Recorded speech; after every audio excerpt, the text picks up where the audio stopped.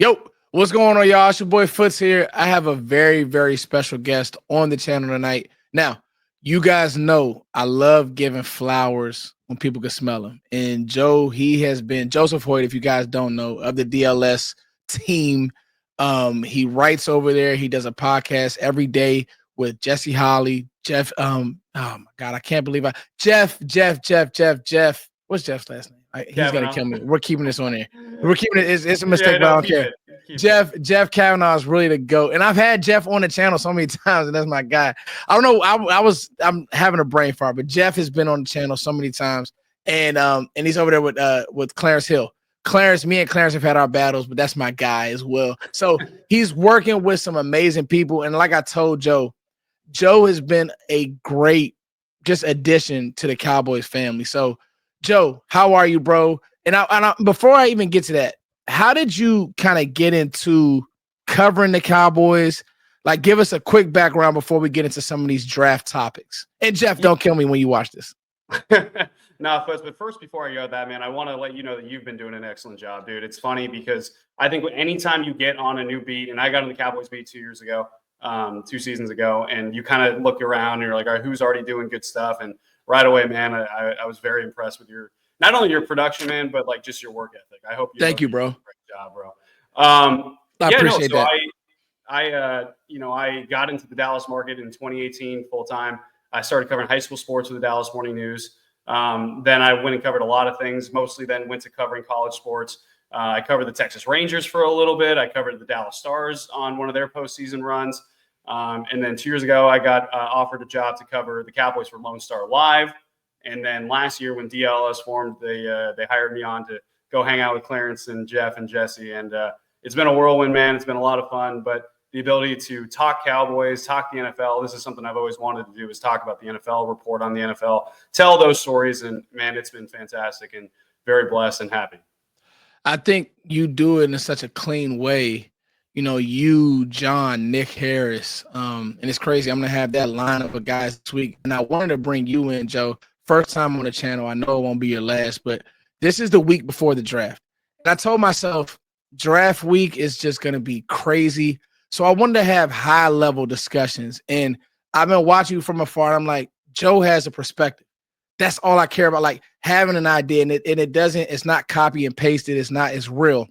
And we know the Cowboys needs, and we know the names, and we're getting closer, and you're looking at the grab bag. You're like, okay, it's going to be one of these type guys. Mel Kiper is going to be one of these guys, right? Mel Kiper is mocking Marion Hampton. He's mocked him 3 times to the Cowboys. We've seen people make their argument for Tet Mcmillan or Matthew Golden. Here's what I want to do, and I want to set the table for this one, Joe. Before you tell me who you would draft, I want you to give me your case for Matthew Golden. Then I want you to give me your case for Tet Mcmillan, because right now it seems like, and there could be a complete curveball and they could draft Michael Williams. But when you talk about what Stephen Jones said way back when, we want an explosive number 2, Joe. Stephen Jones said that. He said, so if you look at it, these are the names, and Matthew has risen through the process to 429. But I want Joe Hoyt, you're in the draft room, and they're asking Joe Hoyt, give me why would you take Matthew Golden? Yeah, let's start off with Matthew Golden then. And I think with Matthew Golden, it's almost kind of like last impressions matter, right? And I think if you look at what Matthew Golden did at Houston and at Texas, you know, there was some consistent play, right? He was a good playmaker. He was a reliable pass catcher. But it was at the end of his time in Texas where he said, all right, this is a dude. And this is a guy that can play. And I think with him, in terms of just, he's kind of got this good control with his route running. And, you know, it's so funny when you watch him. No one thought a 4.29 40 was coming. And I think that almost makes you reevaluate things. And I saw Todd McShay talking about it, you know, hey, with Matthew Golden, there's this speed control aspect, right? So, yeah, he can turn it on and run a 4.29 when he wanted to. But he can kind of control it and kind of go up and down that 0 to 60, but back down to 30 when he needs to in route running. Yeah. And I think that's kind of a fantastic, you know, kind of element of Matthew Golden. I'll give you my concern with Matthew Golden, though, and I'm going to be fully take your time, Joe. I'll be fully transparent on this. If I have to choose between those two, I'm taking Tet Mcmillan, which would not have been my first choice initially. We talk about overthinking with the draft, and I think it's just funny because you go around in circles. The other night, Foots, I had a dream that the Cowboys traded up for Ashton Jeanty, and I woke up in a cold sweat, and I like raced to my computer, and I was like, "Oh man, got to get on the breaking news," and I'm like, "Bro, it's 4 a.m. and 14 days until the draft." Like, that's when I realized that this has gone on too long. Facts. Matthew Golden, the thing that kind of concerns me is, I think in terms of production and in terms of truly big play explosiveness, I think we're kind of looking at little parcels, and the production thing kind of gets me here. And I'm starting to wonder, are we looking at a guy that, maybe in a good wide receiver class, that's a 3rd round pick, right? Or a 2nd round pick, or is this kind of, the cream isn't at the top, so we're kind of rising what we have. Especially when it comes to speedy receivers, right? We saw Isaiah Vaughn say, I'm going to run a 4.1. That didn't happen, right? But then we see Matthew Golden do a 4.29, and it makes you wonder, it's kind of that undersell but over-deliver aspect. So I have concerns about Matthew Golden. I have concerns about Tet Mcmillan too. But the thing that I think he's the biggest boom or bust, playmaker in the draft, at wide receiver with Tet Mcmillan. Because I think inherently, Foots, and you've talked about this too, like, he is a competitive at the apex monster, right? I wrote a big feature about how he's an apex predator is kind of what I labeled him as, because when they're 50-50 balls, that's not the case with him. It's 80-20, and it's because his volleyball background makes him so elite with timing. His hand-eye coordination is fantastic. He's got great hands, but you wonder how much more competitive is that apex going to be at the NFL? How tougher is it going to be to handle those 50-50 balls? For me, Foots, what it comes down to is when you look at the production, you look at just every, 50-50 pass he had and how successful he was with it in college. I'm willing to take that risk opposite of CeeDee Lamb. That's kind of my big thing. We talk about explosive, right? And I think a lot of people hear explosive and they're like speed. I think explosive can also be big playmaking ability on 50-50 balls like Tet Mcmillan can do. I think he averaged about 17 yards per catch throughout his college career. If I'm Stephen Jones and the Cowboys, I kind of say sign me up for that. You wrote a great piece, Joe, on his volleyball background. Before we take it a step further, just kind of go into detail, because this is the conversation I want to have, high level. Because I think the surface level is Matthew Golden's a great route runner. Tet Mcmillan struggles versus press man. And I have my complete doubts on that. And I don't, the metrics and some of the charting, I don't know, because I'll get into that. But this is why I wanted to bring you on, because of the level of detail. And you wrote that piece, and I remember reading, I'm like, yo, I forgot how good and explosive he was as a volleyball player. So kind of and go into depth on that, because that was a really good piece. Yeah, basically, I had heard so much about, there's concern about Tet Mcmillan because the one thing he brings to the table is just this competitive leaping ability. And I was curious, how does that translate to the NFL? And, someone mentioned, like, he was a heck of a volleyball player. And I was like, you don't really hear volleyball players with receivers. You hear basketball players, which he played as well, but you don't really hear volleyball. So I called some people over at Servite High School, where he graduated over in Southern California. And the thing that they kind of conveyed to me, man, was this is a guy that he could have gone Division I, high Division I in volleyball as well. And I think one of the more fascinating aspects of him was, the timing in which, they drilled into these guys, right? When you think of like athletic guys who dunk, usually it's off one foot, right? You're dunking off one foot and you go. Volleyball players are drilled in their mind to jump off 2 feet. And if you watch that explosion, that true explosion. Yeah, because you get a base, and that way, not only can you go up, but you can go to the side. You can go this way, because volleyball, just like football, you're passing the ball, and it's about timing. It's about running routes. And sometimes those throws are going to be off kilter, right? I think the 2-footed base, you go watch some of these big catches he had, he's always jumping off 2 feet. And I think that is just a unique, fascinating aspect to potentially why he's so good within that catch radius. The other thing, too, about Tet Mcmillan's volleyball pass, he was undersized for his position. Wow, like, I didn't know that. Yeah, like it's kind of hard to fathom, because you see him, he's an absolute monster, right? But it's kind of like, the football player versus basketball player thing. He was undersized for his position in volleyball, which means his timing had to be impeccable. And so often it was. So I got to tell you, Joe, that level of detail to me is why I think, and first of all, I think it's what people are missing, right? You said catch radius. Joe, he's 6'5". He's 6'4.5". So not only is he tall, He's a tall, great athlete. He's a tall leaper. I think that people have fallen in love. So I've been doing draft coverage for a while now, and I've tried to become smarter, and I try to become this guy who says who they draft, how does it make sense, right? The why. Well, first of all, I look at the Cowboys receiver room. Joe, we don't have a type like Tet McMillan. Like, we just got rid of, and we didn't get rid of, but we didn't re-sign Brandon Cooks, under 6 foot. Matthew Golden is not 6 feet to me. I don't care if he's listed as 6 feet. You can look at him and see he's not 6 feet.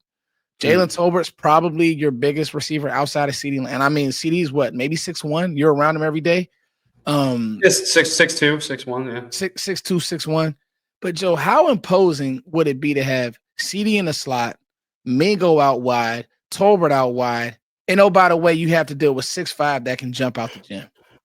Dude, I think you nailed it, man. I think that is just a different guy than what the Cowboys have. Like, I think you've seen attempts though to get kind of possessive, deep ball contested guys. Like Jalen Tolbert, I think kind of in theory is a go get it contested catch guy, right? And he's had some ability with that, but then it's just not as consistent. And then you add some consistency, like what Tet McMillan can do.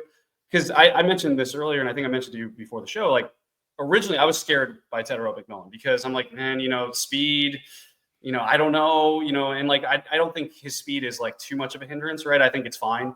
But I had concerns. I'm like, what if he's too slow for the NFL and everything's contested catch? And if everything's a contested catch, it means nothing's easy. And you start to wonder. And I went back and I saw someone had shared a cut up. It was about 10 minutes long of every deep target that Tet McMillan was targeted on over the last 3 years at Arizona. And Foots, I'm not kidding, man. Like, it felt like a 75% completion rate. Like, it felt insane. And that's what sold me. And, I think we talked about it on our show today on Monday that, hey, some of the concerns, I guess, about Tet is that he goes on cruise control. Well, I don't think that going on cruise control is necessarily a bad thing, because I think if you're cruising at 80 miles an hour on the Autobahn, in the open space, like, you're fine. Like, that's exactly what you're supposed to do. And I think, or if you're going 50 miles an hour in a city, but you got lanes to go in, like, cruise control, I don't think is necessarily a bad thing. What do you think about that? I'm gonna tell you, I've heard that, and I've heard, well, he doesn't run routes hard. Well, first of all, he's the number one option. So he was the number one option with. I like Noah Fafita, but I don't want to down the kid. But let's be honest, terrible. Like, there were so many I'll just say this, Joe. There were you saw the cut ups. I've watched every rep now from this year and last year. 2 1,300+ yard seasons, by the way. There were so many cut ups where I'm like, this ball should have been out. He's running a deep over, Joe. He's NFL open now, and I just want people need to understand the difference between NFL open and college open. And with his body, he's NFL open right now. Dak is throwing that seam right now.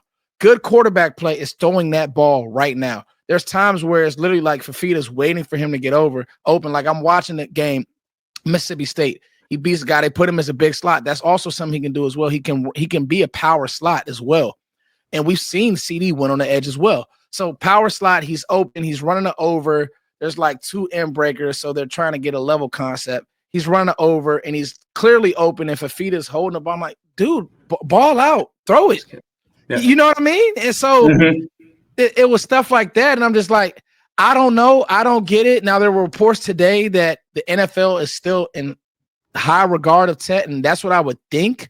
But it's like, for some reason, media scouts have fallen out of love with him. And I respect that, Joe. Like, so many people will say, nah, I don't know. Or I think by you doing the homework, you were able to just say, man, I didn't want to. There was a time where I was falling in love with Golden, especially the digs that he can run, the comeback, all of that. But I'm just like, man, I don't want to overthink a guy who I think thought was really good. He did nothing to prove that he wasn't. In a 4.5 and 6'5", do people know how tall 6'5" is to be able to move like that? Hey, I'm a short king, Foots. I'm a 5'8" guy, so like everyone feels tall to me. But like 6'5" is really tall. Bro, it's all good. Joe Hoyt, DLLS. A few more questions, man. I know you got a busy week, a busy schedule. Joe, I don't want you to get in trouble, but what are you hearing in the building as far as I know you guys talk to scouts, and that's the beauty of bringing you on, and I appreciate you doing this. Are you hearing anything in the building to where Steven came out and said they want to upgrade receiver too, so that isn't news. But like, even if it's not what you're hearing in the building, Joe, what would Joe do as far as running back or receiver at 12? Yeah, I think it's a good question. And I think one thing that's been really hammered home to me, to Clarence, kind of our DLS crew, is the idea that if they're going to take a running back at 12, it's got to be someone special, right? Okay. And I think that opens up a can of worms, though, a little bit, right? Because one of the things, what's special to me, Foots, and what's special to you might not be special to someone else. So that's why the Omarion Hampton, Mel Kiper thing is fascinating to me. I personally don't think that's the special they would do at 12. I think that if you're talking special, there's one special guy, and that's Ashton Jeanty. And I think if Ashton Jeanty is there at 12, I think they will race to the podium to get that pick in, not only from a just need standpoint, from a value standpoint, from a special athlete standpoint, but even from a marketing standpoint. And when we're talking about the Dallas Cowboys, that has to be a factor with anything the Cowboys do, is the marketing potential and the idea to bring home the Heisman runner-up, the Frisco kid back to Texas. The kid that said that I'm Emmitt Smith, but a little bit more explosive is what I've heard. Like, these things would do wonders for the Cowboys from a marketing standpoint. But I just don't think that he's going to be there at 12. I think that he will be taken before, which brings it to what I've heard, and from what I've heard from a lot of people, is I think they want an explosive wide receiver. I think Stephen Jones is echoing what conversations happened in the building. And that's one thing, you'll notice, when Jerry Jones goes on 105.3 The Fan every week, right? Or when Stephen Jones talks to us, there's a prep period, right? Like, there is, like, it's all right, let's have a conversation, let's have a meeting with, Will McClay, with higher ups. Like, what are we thinking right now? And things that are usually said there are often kind of translated back into the public stream through Jerry and Stephen's press conferences, which, that doesn't mean they're going to be able to hit everything they've talked about. Like, because ideally it's like, yeah, we'd love to get a number 2 wide receiver for CeeDee Lamb. We'd love to get another dominant corner that gives us insurance for, Trayvon Diggs' injury, plus the future of Deron Bland, who's going into a contract year coming up soon. We'd love to get another running back. Like, when you start saying these things, there's a lot of things on the wish list, right? But I think personally, and from what I've heard, if it's not Ashton Jeanty, I think it would be a wide receiver at 12. So it's a matter of we'll see what happens. They're doing their homework in other places too, and I think that that's worth noting. They had Shamar Stewart come in, right? They had Michael Williams come in. They had Darius Alexander was a visit, who's not a first-round pick kind of guy, but that's also kind of tells you what they're interested in terms of potentially throughout the draft. They think they need more defensive tackle help. So there's a lot of fascinating elements to this, and as we know with any draft, and I think especially with this one, Foots, and I'm wondering if you think the same, this could be a wild draft. I think we've had a lot of chalk recently in terms of like what's happened, and I think there's still chalk potential in the top 3. After that, though, man, things could get wild. I posted I kind of told people, like, man, I would not rule out Shamar Stewart, especially if you got wiped because I don't think that the league is as low on Tet and maybe even Omarion Hampton. Like, you've probably seen the mock draft floating around. Like, what if the Bears said, we like Hampton, we want a real runner, and we got wiped there? And I said, well, it would be easy for me, Shamar Stewart. They brought him in. People are going to look at the sack production. People are going to look at, and I get it, and I'm not mad at that, but I'll just tell you, when I went, and these are Foots' thoughts, one thing about I try not to let outside, I try to look at the film, look at how he'll fit in the league, and I know Dane has a really high grade on Shamar Stewart, and so do I. When I saw Shamar Stewart, Joe, at the Senior Bowl, I said this, he was the best defensive end there. I know people saw the wild plays from Mike Green, but so much of playing DN, and especially with a guy for like Aaron Whitecotton, will be, can you press, stack, and shed in the run game? Are you physical enough? Do you have enough, ass in the run game? Are you getting wiped? I mean, listen, love Mike Green. I'm just going to tell you, and I told fans this, he's going to struggle versus the run year one. I've seen it. Those guys that like to get up the field, it's tough. Shamar Stewart is built a certain way. I know the sack numbers aren't going to make sense to certain people, but that's, not to go on a tangent, but that's something they can look out for. But like you said, I think that what you're hearing is real as far as going receiver. And I want to ask you this, whether it's in the first or second round, Joe, the 30 visit running backs, Quinshon Judkins, Omarion Hampton, obviously Ashton Genty, and I'll make an Ashton Genty point here in a second, because I do think that if he got past Oakland and he started to get close, I don't know if Dallas would do it, but I think Jerry would consider it pushing up, especially if he got past the Saints. I'm telling you, it would be very close for comfort. I think Jerry would get nervous, but we'll get back to that. But the 30 visits, Joe, Quinshon Judkins, they talked to Brashard Smith. He was a Dallas State guy, I believe, or at some point they talked to him. Martinez. I got this question for you.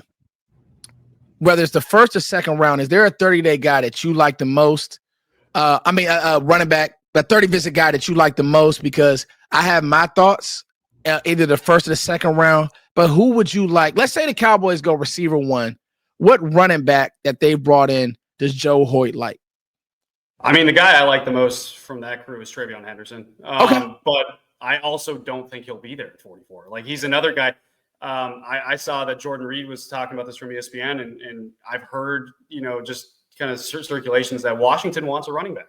That they might take TreVeyon Henderson at 29th overall. So that means potentially 3 running backs to go in the first round. You start to wonder, okay, would that spark a run? Who might be there at 44? So I think if TreVeyon Henderson is off the board and you look at the 30 visits, I think the best of the remaining guys potentially could be there at 44 in terms of being an RB1 for the Dallas Cowboys, which I think they need. I think it's Quinshon Judkins. I have concerns about Quinshon. I think when you look at what he was able to do from a yards per carry standpoint versus what TreVeyon Henderson was able to do from a yards per carry standpoint in the same offense, they're both really good, right? But it has some why was TreVeyon so much better? That was my kind of big question. I worry about his total high end potential with Quinshon Judkins, but he's an athletic freak. He's a beast. The fluidity is not, in my opinion, it's not super there, but I think that guy could be your RB1. But I think the most intriguing guy of the 30 visits, and I'll put Damian Martinez not in this category, but I think Damian Martinez as a 5th round pick could be also a guy that could be an RB1, frankly. Yeah. There was a great number today. He had the highest success rate among running backs not named Ashton Genty in college football last year, right? Wow. I thought that was a fascinating stat. His yards after contact is good. He's a local kid too, so you can market that as well. But Bashal Tootin from Virginia Tech. I've heard his name come up a lot. Yeah. Really intriguing to me, Foots. And I think you saw it a little bit last year. One guy that I was intrigued by last year was Isaac Guerendo, right? Because I thought Isaac Guerendo, he wasn't the starting running back over there at Wisconsin, but he is Louisville.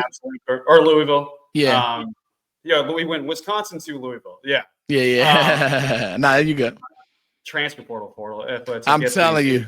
Everything, because you're right. He was buried with him and who's the young back, Grayson Allen. Grayson Allen, Braylon Allen. Now we got Duke on the mind too, right? But yeah, I love the speed though, and I think you saw some pretty good stuff out of him in year one, but he wasn't super sound. Bashal seems almost a little bit more sound than Guerendo, but has that kind of explosive speed, maybe not as fast. Anyways, I'm intrigued by him. I think him, Damian Martinez, Quinshon Judkins, those are kind of day 2, day 3 guys that are kind of And I'll give you one name too that I really like that I think people are kind of sleeping on. I think Rocket Sanders from South Carolina is a guy that not many people are talking about as a 7th round option that could be a productive running back in the NFL. If he didn't have the traumatic injury he had, then maybe this is the guy we're talking as a day 2 pick. But he came back. He was one of college football's 3 comeback player of the years last year. That's just a guy deep in the draft. Maybe the Cowboys take 2 in this draft. Who knows? I would like a flyer on Rocket Sanders if I'm a team in the NFL. Nah, I floated the idea of taking 2 around a lot. So I'm with you, Joe, and I would honestly love that. I think that throwing bodies at that position, especially when I did some deep dive and offenses that Brian Schottenheimer has called, he's had a top 5 ranked, I don't want to botch this, a top 5 ranked rushing attack, meaning in terms of yardage, 4 times. I believe it was 4 times. It was twice with the Jets, twice with Seattle. In other words, he's running the ball. And in on those offenses, he's never had a quarterback like Dak Prescott. Whatever you think about Dak Prescott, I'm hard on Dak. But at the end of the day, he's never had a quarterback here like Mark Sanchez, guys like that. And then he's never had a receiver the caliber of CeeDee Lamb. I mean, the top 3 receiver in the league are unquestionably, in my opinion. So he's going to get a runner in here to make the job easier and the load easier on those guys and kind of get favorable matchups and coverages that he wants to kind of do what he wants to do in that world. So I definitely that's a good one because I like Rocket Sanders as well, big guy.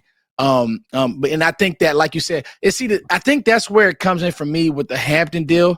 Although I may not love it, I think Dallas may look at it and say, is he the last of those true ones? Like a one. Mm-hmm. You know what I mean? Like can carry the ball 20 plus times, 225 type build. Is he the last of those? Martinez is in that frame, Sanders. So I get where you're going with that.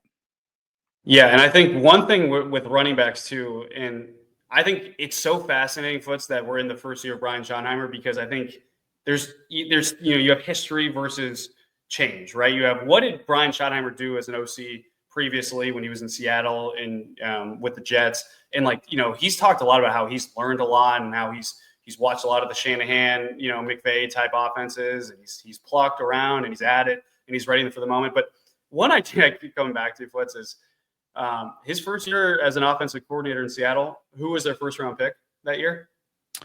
You had to tell me. I got to know now. Was it a Charbonnet? No, it was Rashad Penny. They shocked Penny. Yep.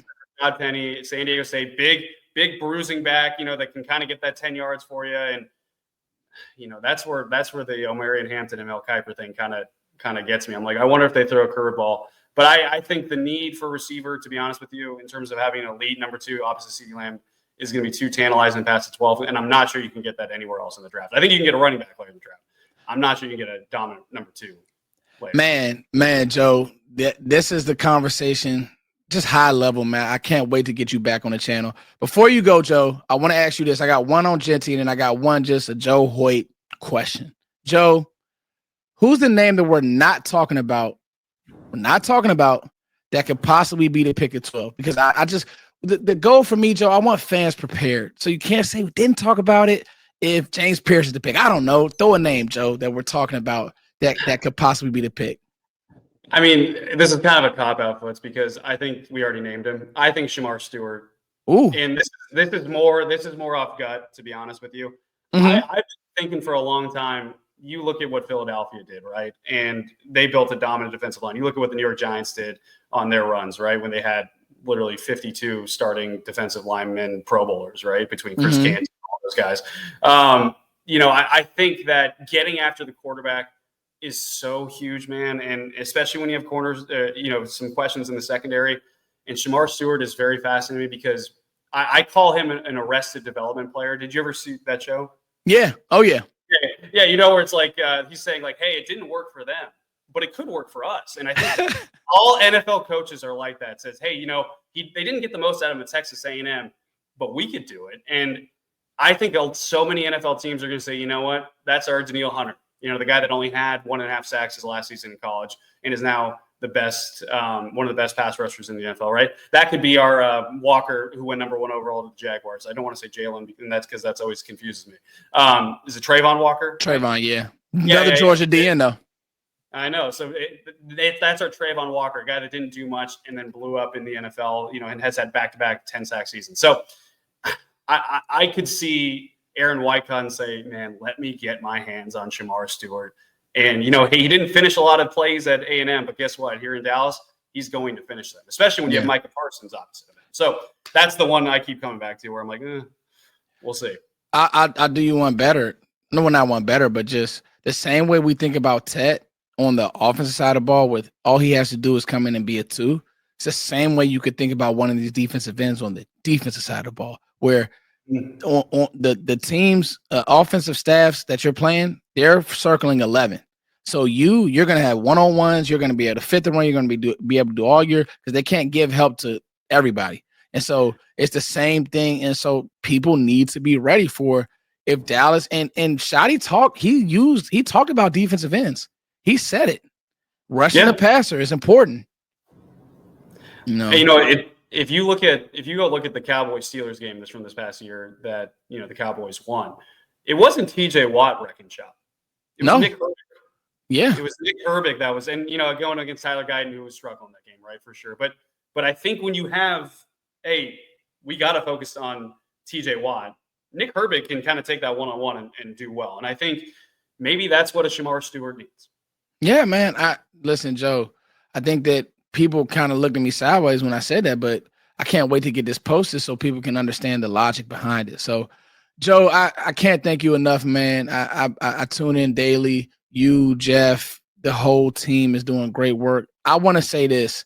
I do think, and just quick, yes, no, I do think that if Genty starts to get close, you know, Daniel Jeremiah said, I miss Dallas doing something that had a splash, or I just miss the old Cowboys. I think if Genty gets close, or just any player that they have circled, it could be Tet, it could be anybody. I think that Jerry may move. What do you think, Joe? Yay, nay, maybe?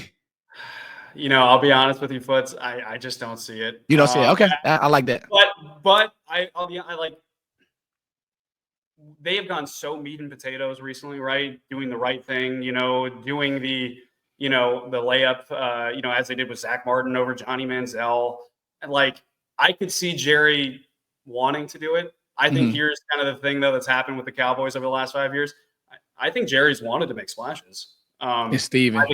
I think the rest of the room has, you know, put a cap on those splashes and said, you know, hey, we're going to keep those in the kiddie pool, not in the big pool, right? You know, and so I think I think there'll be intrigue in that. You know, but Genty, I'm telling you, with that storyline, to your point, there's always a chance. I don't see it, but I wouldn't rule it out. I wouldn't rule it out.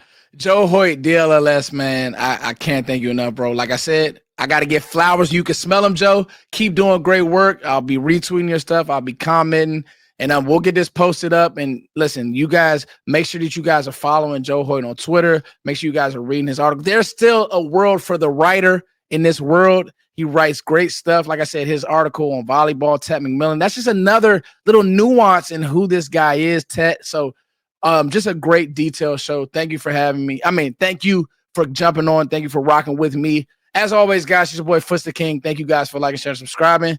We got a loaded week, and we popped it off with Joe Hoyt. Much love. Peace.